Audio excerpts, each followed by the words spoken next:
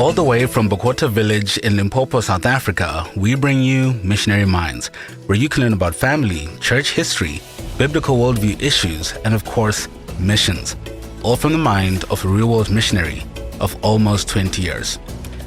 Buddy Paul, in my years of moving house or just moving furniture and appliances around, I've often seen that one of the most difficult things is the fridge, because it's not evenly balanced. So you have guys at different ends, and it's kind of tipping, about to fall on one guy and all. And I'm going somewhere with this, but everyone carrying the fridge and struggling. This is a podcast on appliance moving skills, and trying to carry it along.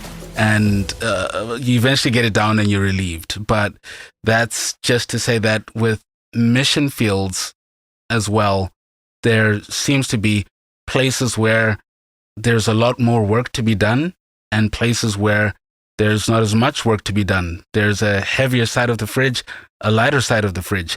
And some people would say, no, it's all the same. It's all equal. Spreading the gospel is spreading the gospel. Preaching is preaching. And we want to try and address that today. So the question we have is, are all mission fields equal? Over to you, Mfundisi. I would say no. We don't live in a world of equality. Some people are short, some people are tall, some people are fast, some people slow. And some fields have a much higher access to the gospel than others.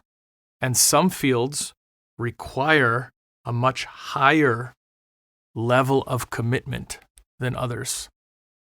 And some of these thoughts have been going through my mind as we just came back from Malawi recently. And I told my wife, I went with my wife this time. I've been there now, that this is the third time in the last year and a half that I've been there.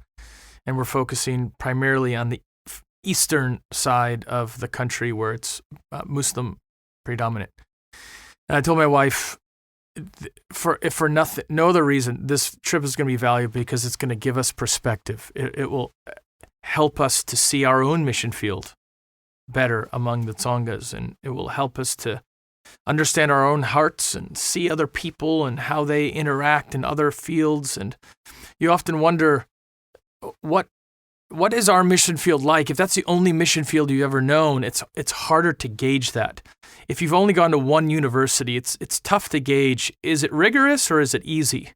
They might say it's rigorous, but if you went to 10 other universities, right, you can gauge it a little bit better. So I think visiting other countries, and you've gone with me once before to Malawi, and so there was a lot of value to it. And wow, there's a lot of conclusions that we came to after coming back from the trip. And one of them was the concern I have, and you can give some feedback on this, and that is, I do not know of any Malawian missionaries.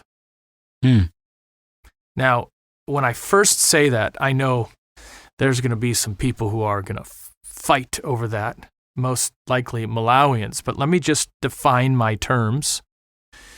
I would define a missionary more narrowly, not just someone who goes from one place to another with the gospel, but someone who's actually crossed a boundary, a cultural boundary.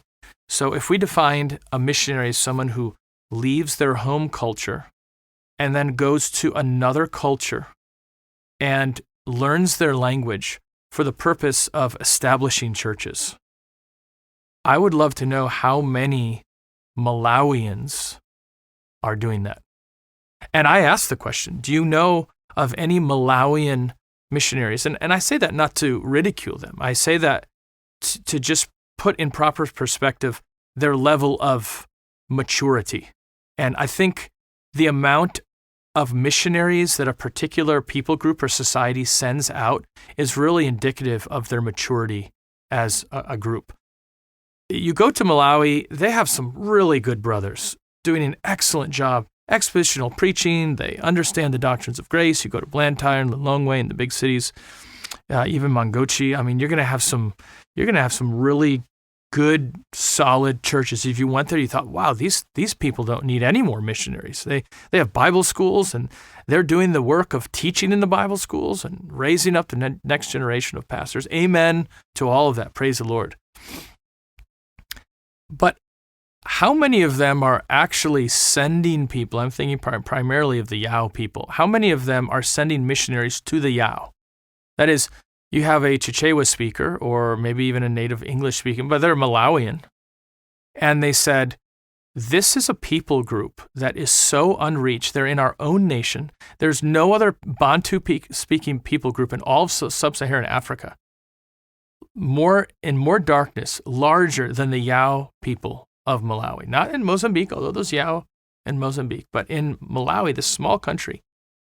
We're going to send someone from our church to learn the Yao language, to learn the Yao culture. They're going to go amidst the Yao people. The saying goes, to be Yao is to be Muslim. That's how entrenched they are in Islam. And we're going to send them to this people group, and they're going to live and die pouring out themselves for that. I don't know that there are any Malawian missionaries like that, let alone to South Korea, let's say. Okay, we're going to leave Malawi and go to the other side of the world. Now, that would really be a huge step. So let's just start with your Samaria. You're right in your own country. You have a people in desperate darkness. Where are the missionaries? I think that really because we might start to think, hey, we're doing really, like Christianity is really doing well in our country. If you ask that question, that's a game changer, and that's a mouth stopper. It's kind of like, when you start thinking you're doing really well spiritually, ask yourself about your prayer life, right? Or someone else about their prayer life, and then suddenly you're like, oh, that's humbling. I think that's the same thing with the question of missions. That concerns me. As I thought, we need missionaries to do this. And I thought, wait a minute, why aren't Malawians doing this? And the country is so small, you can get everywhere in, a few hour drive. If you're in the middle of the country, you can get to the far south in 5 hours or something. So it's not a big country. Why are Malawians doing this? And Africans can learn Bantu languages so much quicker than Westerners. Yes, it would take time, for example, to learn Yao if you're Chichewa, but there's still some overlapping words, and you would just be able to pick it up faster. That was concerning to me. So that was one of the eye-opening experiences I had, and it made me think, no, not all mission fields are the same. There are some that are much darker and much more difficult. So difficult that you have a people group in Malawi whereby their own countrymen are not sending any missionaries to them to reach them with the gospel. What are your thoughts on that? I think that's a humbling thought to consider, especially as an African myself. And just before I comment further, I want to find out from you, what would you say to the brothers who say, we're not sending missionaries to another culture, but our church has planted this many churches? Do you rate that as a difference in maturity still? Is that indicative of the maturity level of the church? Or would that be equal in your eyes, sending a missionary to the Yao or planting 6 other churches in the city? Okay, so planting 6 other churches in the city is great. Praise the Lord. Do it and do it more. And that is a level of maturity. But I cannot see how that is on the same level of actually sending out a missionary. That's university, right? Like you're now reduplicating yourself. You have just entered high school. Well done. For this many years, you were just in, grade school, elementary school, and you were just trying to have a 3-self church. Now, although that's another question. How many churches in Malawi are 3-self churches? Like if the tap from the West was turned off financially and like they only had themselves, could they do it? Really quickly, 3-self churches, what do you mean? Self-supporting, self-propagating, self-governing. That would be the mark in my mind of an indigenous church. That's the goal. When is a church able to survive on its own? When is it a mature church? When can the missionary move on? It's got the three selves that can easily be found in Scripture. When Paul planted churches, he left it with its own elders, its own deacons. They were able to evangelize and do missionary work on their own, and they were able to support themselves. Yeah. And that's what the church in Philippi, for example, could do. Yeah, so just on that, back to the question, I think it definitely is something that stings and is humbling. And when someone is coming from that culture, just let's say speak for myself, immediately when the charge is brought, where are the missionaries from your culture? The first reaction is to want to say, but wait. And then you take a second to think about it, and it's like, yeah, there are not many people who are willing to go, firstly.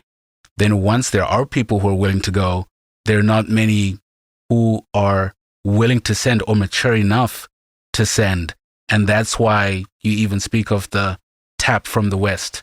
How many African churches are actually sending and supporting missionaries in different cultures? It just seems in many ways counterintuitive. That's why it's so supernatural. That's why the missions movement is so supernatural. It seems counterintuitive. What is normal for us is you always advance yourself. You always want to get to the next grade. You go from grade 4 to grade 5. You go to university. You want your business to grow. It's just the way the world works. In many ways, for someone to go to the mission field is in like going backwards. You spent 25 years of your life to learn this language, and then you're going to go back to being a 2-year-old. And like, you can't speak. You're going to go to a place where it's going to be poor and hard, and it's not glamorous. You're probably not going to be highly funded. It just seems counterintuitive. Missions, the whole enterprise. You're purposefully, usually putting yourself in a dangerous position. Like, who would do that? Well, no one would do that, but for Christ. Yeah. Like, unless there was someone who commanded you to do this. They gave you marching orders, and he is the most magnificent being in all the universe. He is so worthy of our praise that we'd even be willing to lay down our lives and the lives of our family if we could just simply make him known. So I think that's an important, I think it needs to hit us hard. It needs to hit us between the eyes. And I'm not just picking on Malawi. I could speak of any African country. They need to sit down and say, are we sending out missionaries? And we cannot simply be satisfied by saying, are we planting churches? That is important. I'm not mitigating the importance of establishing churches, but just establishing churches in the eastern portion of the city is not missions, in my view. Missions is cross-cultural evangelism. We're crossing a boundary. The reason we're crossing a boundary is because that particular people group doesn't have tar roads, it doesn't have access to English, it doesn't have access to education, and most importantly, it doesn't have access to the gospel. And so we're going to send a group, or we're going to pay for that man from our church. He's going to go out, we're going to support him financially, he's going to learn that language, and he's going to establish churches in a new culture. Oh, call it what you will. I think the best word to use for that is missions. And if that's missions, is anyone doing that in South Africa? Are any Tsongas? Yeah, it's happened to some in South Africa. Are any Tsongas doing it? I've never met a Tsonga missionary. I've been here 20 years working among the Tsongas. I didn't meet any Chichewa missionaries. So that should really concern us, and it should convict the church and make us want to be more dedicated. I'm sure there are people who are thinking, oh, my workplace is my mission field, or they still have that on their minds, and they don't quite get the dynamic of access. So could we zone in a bit? And you commented a little, but let's just use Malawi as the case study, because I grew up in Zimbabwe, and many would think I know a lot about different parts of Zimbabwe. But as I've come to think more about missions from a biblical perspective, I realized that, oh, wow, I know very little from a logistical perspective. I know very little. And so can you comment on where you went in Malawi and what aspects, road or access to stores and the like, how that affects access as compared to a place like the city? Yeah, what are the criteria? Like, what are you looking for? My research with the Yao just came through studying Joshua Project. So Joshua Project's not perfect. So for those who roll their eyes, I think Joshua Project is great, but it's not perfect. Ethnologue is great. It's not perfect. Look, it gets you in the party. It gets you on the front porch. It gives you an idea. And we talk about the red dot, and the red dot, they have different colored systems with people groups. And those that get the dark red dot are those that are the least reached people groups. And it's not just those who don't accept the gospel. It's also those who don't have access to the gospel. Maybe it might be Bible translation. It might be a religion that pushes away Christianity. It might be poverty. The older I get, the more I realize in our era of comfort just how much poverty is a deterrent to the gospel. Find the poorest places in the world, and almost always those are going to be the places that are the least reached as well. And that's because, one, missionaries generally don't want to go there, and two, they don't have access to all the resources that you can get about the gospel through wealth. So, for example, with the Yao, we went to a particular place on the eastern edge of Lake Malawi. Lake Malawi is like the Berlin Wall in that it separates two parts of the country that have the same surnames, the same skin color. They're both Malawians, just like East and West Germany. But when you put that wall down and that wire down, it was divided by two very different belief systems. In the West, it was capitalism, and therefore it was wealthy, because capitalism is biblical and promotes wealth, promotes freedom of speech. And then you have communism, which just kills Christians and kills societies and kills the economy. And that's why people were desperate to get out of that area. And it was backwards and it was opposed to Christianity.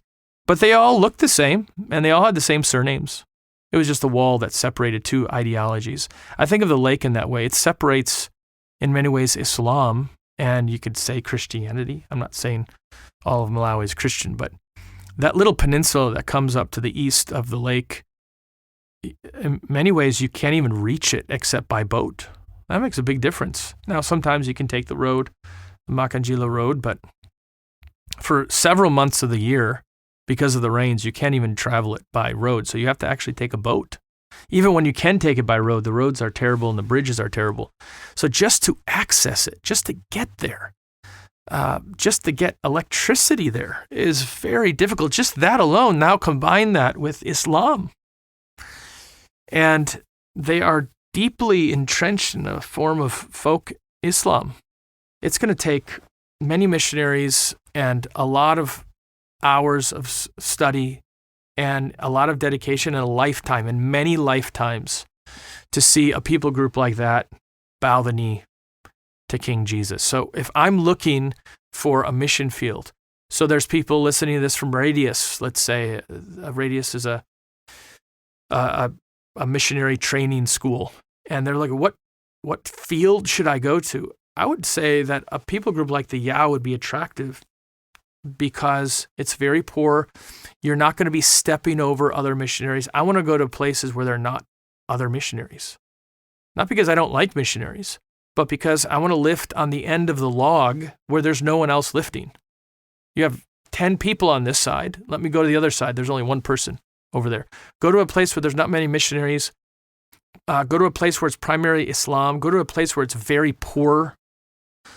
Go to a place where it's difficult to travel and access. Those are the criteria I would be looking for. If my son said, where should I go to the mission field? I would be directing them to a place like that. Now, are missionaries needed in Italy and Germany and Denmark? Well, in many ways, those places are very dark. And yes, those places need missionaries too. But I would say They're a little bit different in that even though they're dark in certain ways, they've had the gospel, a long history of the gospel there, and they have access. At any moment, they could go online. At any moment, they could travel throughout Europe. At any moment, they have a kind of wealth that could bring the gospel. You go to other places, even access itself is very difficult. It's interesting that you mentioned those first world places because access like the roads, the trains, the internet. If I want to read the Bible, if it just crosses my mind, I could pull out my phone, download a Bible on high-speed internet. But there in Malawi, when we traveled, I remember, thankfully, there were parts where there was still internet in some remote areas. But I remember when we were looking at Google Maps and it seems like we've reached the end of the road and you're just still driving. Yeah. And you can't just call up Amazon and say, hey, can you deliver a Bible to me here? Let alone getting the Bible in the language of the people. Yes. So access is drastically reduced. Could you comment on the commitment that, the inequality of commitment that certain fields need? Yeah.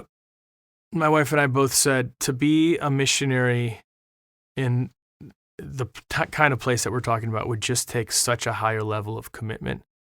And I think I can say that without people being unnecessarily offended because I'm a missionary here among the Tongas, and it takes certainly a level of commitment. But I would say that to be a missionary there would just take a higher level of commitment because at any moment you could, get malaria. To travel, you have to get in a boat. My wife and I were in an area where, just to relieve yourself was like in a bucket, And here's my wife. I'm trying to protect her. I want to give her a place where she can. I want to be polite here, but I want to be in a place where she could at least somewhat peacefully use the ablutions facilities. But the only place was just this room with a hole, and it was just festering with mosquitoes. And she was in a place where that she couldn't take malaria medicine. So you should have seen the steps we took to protect her from getting mosquito bites. And we had nets, and we had covering her in mosquito coils and all these things. Now I was able to take malaria medicine, but she wasn't. And then to go into that room where all the mosquitoes, so that means just a bucket, that I had to empty. And those are just little things that we don't even think about, right? Like you just go to the toilet. But what if you don't have electricity and you don't have running water and you don't have those kind of things? So it would take a higher level of commitment. Then there are certain things that we enjoy that William Carey and the great missionaries of the past didn't enjoy, no doubt. In many ways, our lives are easier, even among very poor places like Malawi. But there are things that we face that are difficult that they didn't. Like you think about all the government paperwork to get into certain countries that they may not, David Livingstone is not having to check his visa, every 2 years. So that's an extra challenge that you have to think through. Malawi is the 8th poorest country in the world. It is very poor. When you have 200 plus nations and you're number 8 poorest, you're really poor. And then we went to the poorest part of the 8th poorest country. It was very poor. And we just said, wow, to be a missionary to this place, like you have to really be dedicated. And so I tip my hat to those missionaries who go to places like that around the world. And I just think you have to be realistic about it and then determine, can you do that in your place in life? Can your wife handle it? Can you handle it? Can your children handle it? Do you want your children to handle it? If you want your children to go to a place like that, what are you doing now to train them to go to that kind of mission field? This is not to say that the Tongas don't need missionaries, the Vendas, and the hundreds of people groups around the world. But it would be foolish for us to all of a sudden put it all on the same level and say everyone needs the gospel in the same way. Just as it would be foolish for us to say everyone responds to the gospel in the same way. That didn't happen to Paul. Some people responded very warmly to the gospel. He speaks about the Bereans, and he said, they responded so nobly in Acts 17 as opposed to other places. Jesus said, if such and such a place had responded, had been given what you had been given, they would have repented with sackcloth and ashes. So people respond differently. People have different access to the gospel.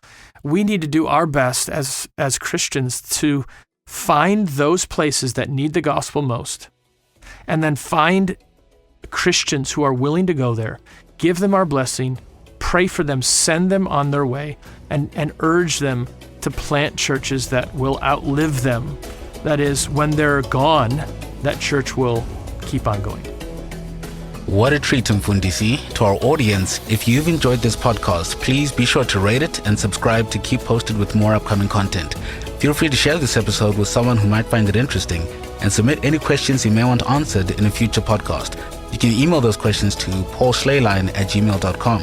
You can also visit betweentwocultures.com for other resources like this. I'm your host, Yamikani Katunga, and until next time, that's it from Missionary Minds.